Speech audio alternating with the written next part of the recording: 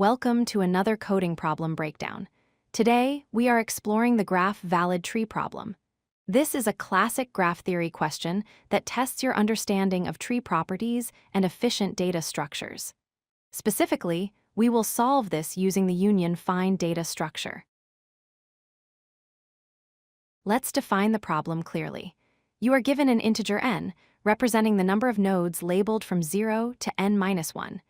You are also given a list of undirected edges. Your task is to determine if these edges connect all the nodes to form a valid tree. The output should be a simple true or false. To solve this, we must understand what makes a graph a tree. There are two critical conditions. First, the graph must be fully connected. Every node must be reachable from every other node. Second, there must be no cycles. If you can start at a node and loop back to it without retracing your steps, it is not a tree. Here are two examples where the validation fails. In the first case, we have disconnected components. Some nodes are isolated from others, violating the connectivity rule. In the second case, while the nodes might be connected, the edges form a closed loop or triangle. This violates the acyclic rule. A valid tree must avoid both of these scenarios. The union find, or disjoint set union, data structure is an excellent choice for this problem. It is designed to efficiently manage disjoint sets and merge them. It allows us to process edges one by one, instantly checking if two nodes are already in the same set, which is key for cycle detection. Let's look at how we detect cycles. For every edge connecting nodes u and v, we first find the representative parent of both u and v. If they share the same parent, it means they are already connected via some other path. Adding an edge between them would close a loop, creating a cycle. In this case, we immediately return false. Now, how do we ensure full connectivity? We start by assuming there are n separate components.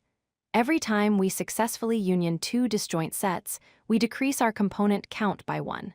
If the graph is a valid tree, after processing all edges, we must have exactly one component remaining. Anything else means the graph is disconnected. Here is the setup for our union find class. We initialize a parent array where each node is its own parent initially. We also keep a count equal to n. The find method uses path compression to efficiently locate the root of a node. The union method connects two nodes and decrements the global count if they were previously separated. Here is the main function. We initialize our union find structure with n nodes. We iterate through every edge in the input list. For each edge, we attempt to union the two nodes. If the union method returns false, it means a cycle was detected, so the function returns false. Finally, we check if the component count is exactly 1 to confirm connectivity. This approach is highly efficient.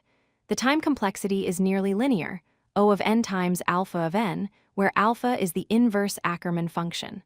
For all practical purposes, this is constant time per operation.